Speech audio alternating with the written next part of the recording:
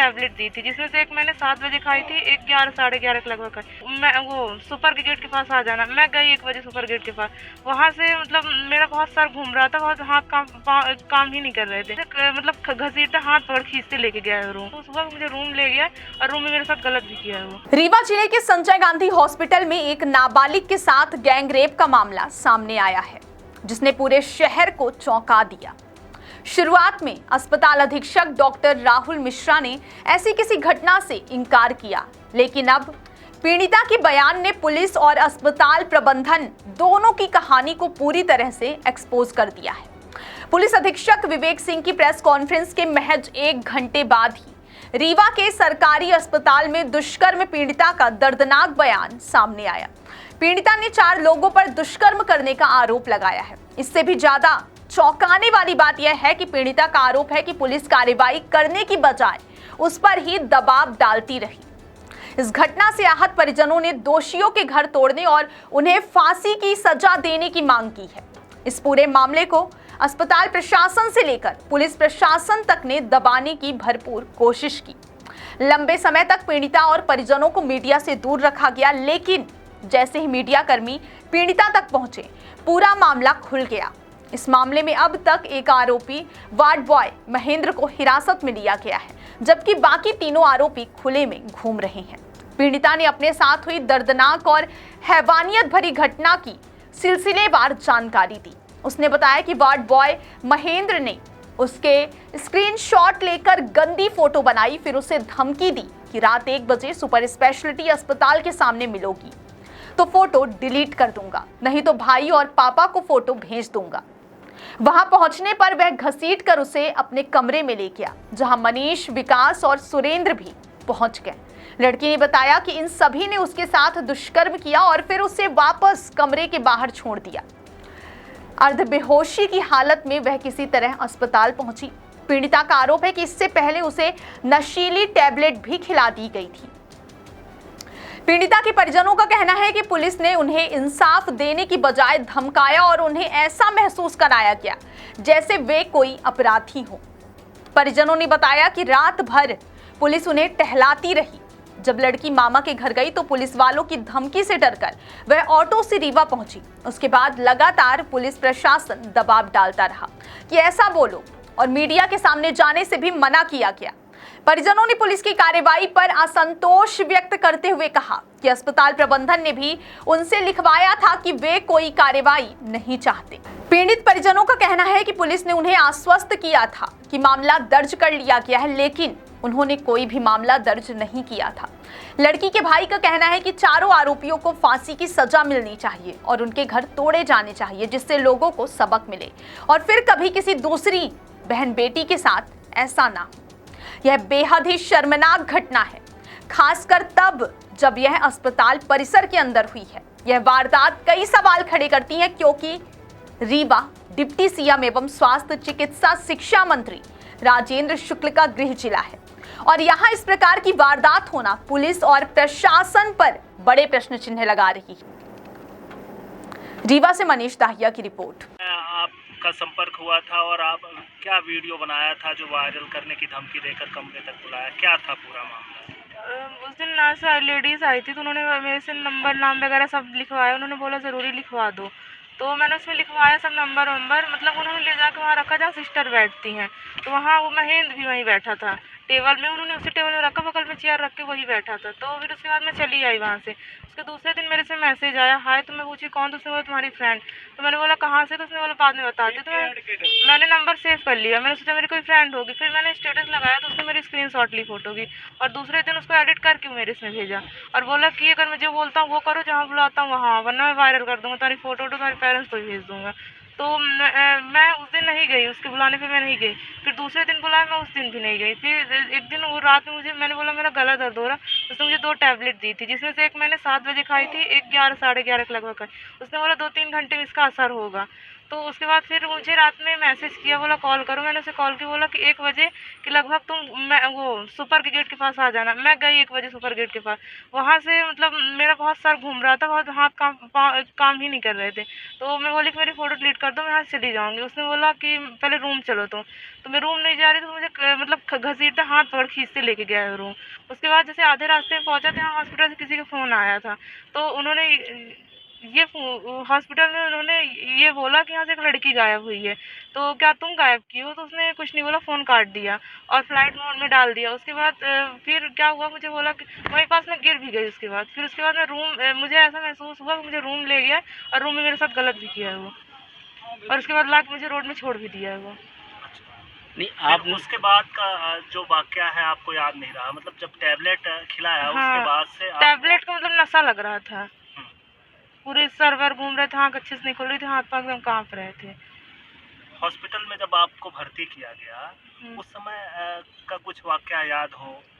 Hospital में भर्ती किए तब ब्लड टेस्ट हुआ है और बीपी वगैरह चेक हुई है, और वही क्या कहते हैं बॉटल बस चढ़ाए, हो गया। डॉक्टर क्या बात कर रहे थे आपस में, कुछ ऐसा सुना? डॉक्टर तो ये बोल रहे थे कि झूठ बोल रही है, ये ऐसा कुछ हुआ ही नहीं है। आपने उसका जब विरोध किया तो उसका आपका कहना है कि जब आपने विरोध किया तो मुंह दबा रहा था, खींच रहा था। हाँ, मतलब भागने की कोशिश कर रही थी तो उसने मेरा मुंह दबा के ले गया, और मुंह दबाए कुछ दिन में तो मैं वहीं पास गिर भी गई कुछ दिन में।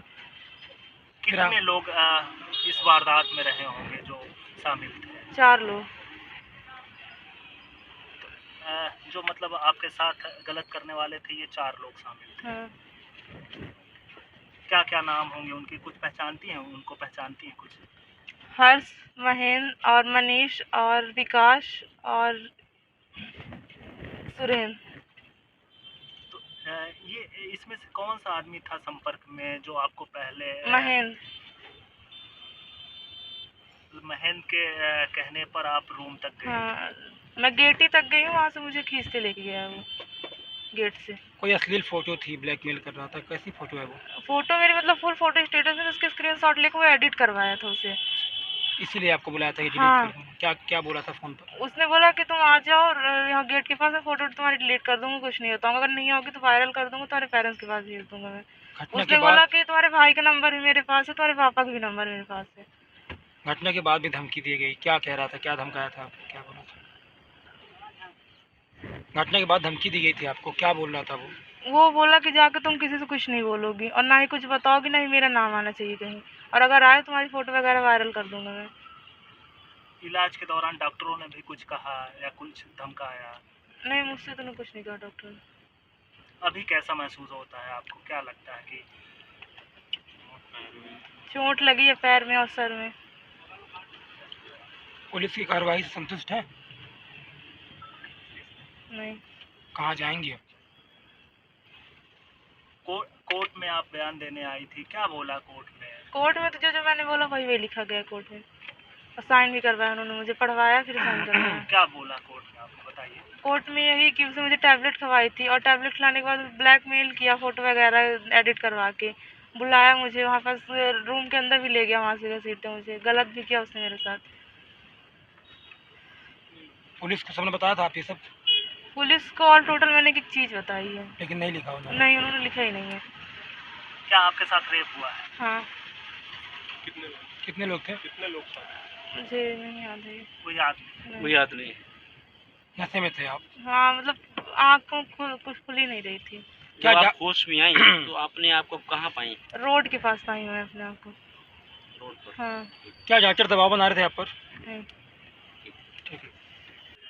हाँ, बताइए बच्ची के साथ क्या हुआ, और आप जब हॉस्पिटल में थी तो कैसे जानकारी मिली? रात को मैं खाना खाई और लेटी थी खाना खा के, तो देखी कि ये बगल में मेरे लेटी है। ऐसे 1 बजे करीब मेरी आँख लग गई, तो 20 मिनट बाद जागी तो देखी तो ये बगल में नहीं थी। तो जो महेंद्र था तो पहले से मुझे लग रहा था कि ये मतलब कुछ गड़बड़ है। तो जब नींद खुली तो मैं ढूंढते ढूंढते बाहर तक गई, तो बाहर जो सिक्योरिटी लगे थे तो उनसे पूछी कि एक कोई लड़की बाहर गई है, तो बोले हाँ गई है। तो हम ढूंढते ढूंढते गेट के बाहर गई, गेट के बाहर देखी तो वहाँ कुछ भी नहीं था, एकदम सुनसान था। तो वहीं खड़ी थी, तो वहाँ सीधे से मतलब गेट के उस पार से ये देखे कि थोड़ी चल के आई और वहीं गिर गई। फिर वहाँ गिर गई तो वहाँ से उठा एक बाइक वाला आया तो बोला क्या हो गया, तो बताए तो वो बाइक में बिठा के यहाँ गेट तक अंदर तक छोड़ा। फिर वहाँ से स्ट्रेचर में वहाँ अंदर ले गए, गार्ड थे तो अंदर ले गए तो 2 ठो बाटल चढ़ाए और नाक में नली वली डाले, बोले जो खाई होगी गोली वोली खिलाया होगा तो उल्टी हो जाएगी। फिर वहाँ ले गए लेबर रूम में तो वहाँ खून निकाले, वो खून की जांच हुई और फिर वहाँ से बोले कि जब तक कोई केस नहीं होगा तो हम कुछ इलाज नहीं कर पाएंगे। तो वहाँ से फिर हम लोग लेके यहाँ चले आए जहाँ भर्ती थी। क्या हुआ आप क्या लगता है? लगता है ये है कि जब वो बहला फुसला के ले गया था तो उसके साथ कुछ गलत किया हो। नहीं, जैसे कि बच्ची ने आपको बताया होगा तो घटनाक्रम क्या था, कितने लोग शामिल थे उसमें और क्या क्या हुआ?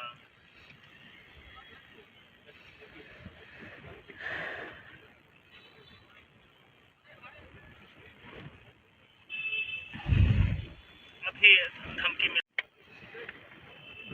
नहीं, और पुलिस ने तो ये धमकाया नहीं है, और बस यही बोल रहे थे कि ये होश में है, ये बोल रही है, झूठ बोल रही है कि हम बेहोश हैं, होश में है। नहीं, जैसे बच्ची बता रही है कि उसके साथ रेप हुआ और वहाँ डॉक्टर कह रहे हैं कि रेप नहीं हुआ, तो ये सब चीज़ें आप लोगों को दबाने के लिए कहा क्या?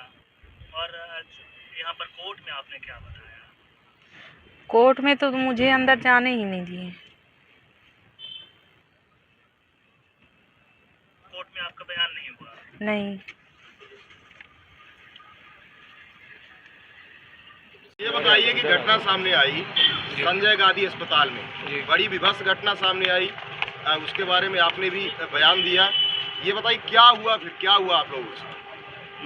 अस्पताल प्रबंधन द्वारा ना तो बताया गया कि क्या समस्या हुई, क्या नहीं, क्या चक्कर आ गया, कौन सी गोली खाई, कि क्या हुआ, तुम्हारे साथ क्या हुआ, उसको मतलब गुमराह कर दिया, कुछ नहीं है, बोतल चढ़ा दिए, वो कमजोरी है, बीपी है, ये है, वो है,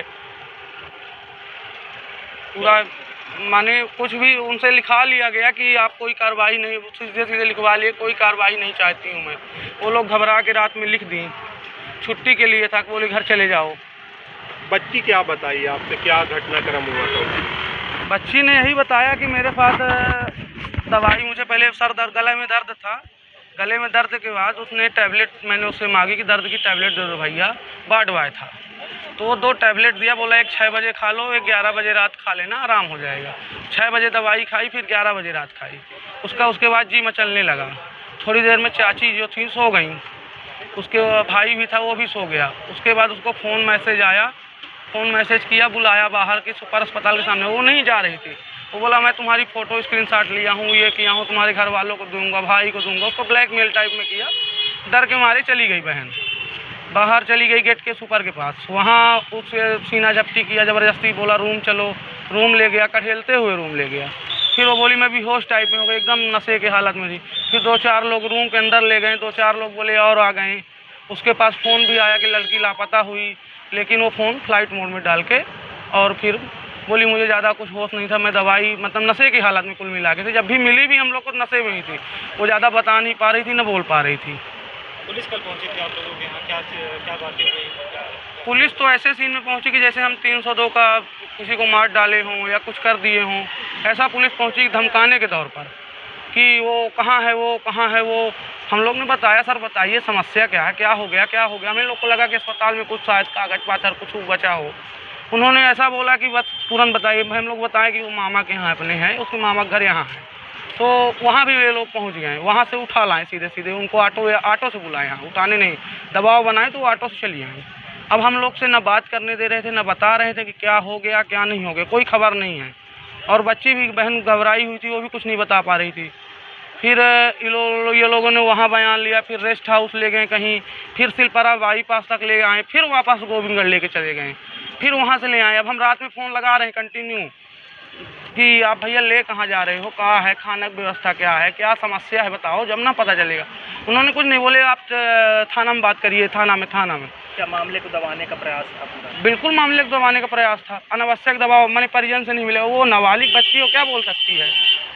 उसके घर के कोई रिस्पॉन्सिबल व्यक्ति बोलेगा ना। वो बच्ची है, डरेगी। किसी के साथ ऐसा तो होगा, वो बयां कर पाएगी दोबारा? बच्ची ने बताया बच्ची सबके सामने पुलिस से डरती है, कोर्ट से डरती है, आप लोग से डरेगी, पर भाई से थोड़ी डरेगी। भाई से सब बताई कि हमारे साथ गलत हुआ। बच्ची के साथ दुष्कर्म किया गया? हाँ बिल्कुल किया गया। कई लोगों के द्वारा? हाँ, वो बोली 3-4 लोग थे, रूम के अंदर ले गए हैं। हाँ, यहाँ पुलिस अभी तक बोल रही थी मामला कायम है, और फिर मामला पता चलता है छेड़छाड़ का कायम है। बताइए कि आप लोग पीड़ित हैं जी, पीड़ित के साथ सहानुभूति दिखानी चाहिए, लेकिन क्या उल्टा मामले को दबाने की कोशिश कोई की जा रही है? सहानुभूति नहीं दिखाई दिया। ऐसा पुलिस वालों को बिहेव था कि हम चोरी किए हैं, और मामले को बिल्कुल दबाया गया। आप ही लोगों को डराया जा रहा था? हाँ बिल्कुल डराया जा रहा था। अभी भी दबाया जा रहा है? अभी भी कि आप न्यूज़ में नहीं जाओ, मीडिया में चुप्पे घर चले जाओ, चलो घर पहुंचवा दें, दूसरी गाड़ी में तभी में चले जाओ, हल्ला मत करो, बहन बेटी की बात है। ये है, इस तरह ये थाना शिवा अग्रवाल जी बोले। थाना प्रभारी ऐसा बोल रहे हाँ, हैं? कि तो चुपचाप चले जाओ, हल्ला मत करो। एक मैडम थी टीआई, वो भी बोली कि वो बच्ची की बात है, न्यूज़ में मत जाओ, ये है वो है, गाड़ी में चुपचाप चले जाओ, कहीं बाहर छोड़ दे, किनारे में कॉर्नर में। जबरन दबाव बना रहे हैं थाना प्रभारी आपकी? हाँ बिल्कुल। और बच्ची ने बयान दर्ज करवाया है, किस आधार पर? अब बच्ची बयान कोर्ट में जो हमसे बताई वही हो सकता है बताई हो, या तो दबाव में दूसरा बताइए। वो सामने आए, अभी हम नहीं निकलवाए। बोले थाना से भी, मैंने पूछा भी कि बच्ची क्या बताई, बोले थाना में आप आवेदन करो तब मिलेगा। हम कहें ठीक है चलिए कर देंगे। आप क्या चाहते हैं? ये बताइए, आप चाहते हैं कि आप पीड़ित के पिता हैं, आप क्या चाहते हैं? हम फांसी चाहते हैं। जितने अपराधी हैं सबको फांसी हो, और उनका घर गिरा दिया जाए, ताकि दूसरे बहनों को इस तरह ना हो। हाँ। नहीं, अस्पताल जैसे परिसर में बच्चियां सुरक्षित नहीं रहेंगी, कहाँ रहेंगी? आरोपी कौन है? आरोपी के बारे में बता दीजिए। आरोपी के बारे में बता आरोपी एक महेंद्र बता रही थी, वो दीजिए। ये वही नौकरी करता है? हाँ ये वार्ड बॉय है। और एक रात में ड्यूटी में था मनीष, वो भी पहुंच गया, हाँ वो भी था। एक कोई गार्ड था विकास शुक्ला, हाँ वो था। एक ड्यूटी डॉक्टर हर्ष करके कोई था। हाँ। और ये डॉक्टर सुरेंद्र सिंह द्वारा एडमिट किया गया। 1 महीने कंटिन्यू तड़काया गया कि अगले सैटरडे ऑपरेशन करेंगे, एडमिट रहो। आज इतने दिन न लगाते अगर अस्पताल में तो ये घटना नहीं घटती। हाँ। उन्होंने बोला इस शनिवार, इस मंगलवार फिटनेस नहीं है, सांस नहीं है। 1 महीना बिता दिया अस्पताल में ऑपरेशन करते करते। हॉस्पिटल प्रबंधन की भी इसमें मिली भगत? बिल्कुल मिली भगत है भाई। 1 महीना हमको बेड में पराए रह गए, आपकी आज नहीं कल करेंगे ऑपरेशन, कल नहीं परसों करेंगे। जांच आप कहीं बाहर से कराओ, कहीं सीटी स्कैन। आयुष्मान कार्ड था साला, बीमारी लेके गई थी वो? उनके बोला गया कि नाक की नस दबी हुई है, सांस लेने में समस्या थी। ENT विभाग में एडमिट थे। डॉक्टर सुरेंद्र सिंह को बाहर दिखाए थे डॉक्टर कॉलोनी, उसके बाद उन्होंने एडमिट कर लिया। बोला ऑपरेशन करेंगे, अगले शनिवार ऑपरेशन हो जाएगा। लेकिन 1 महीने तक बीतता गया, 20 दिन लगभग, कि अगले हफ्ते होगा, अगले हफ्ते होगा। ये डॉक्टर नहीं है, फिटनेस वाले डॉक्टर नहीं है। ये करते करते महीनों बीत गया अस्पताल में। नाम बता दीजिए।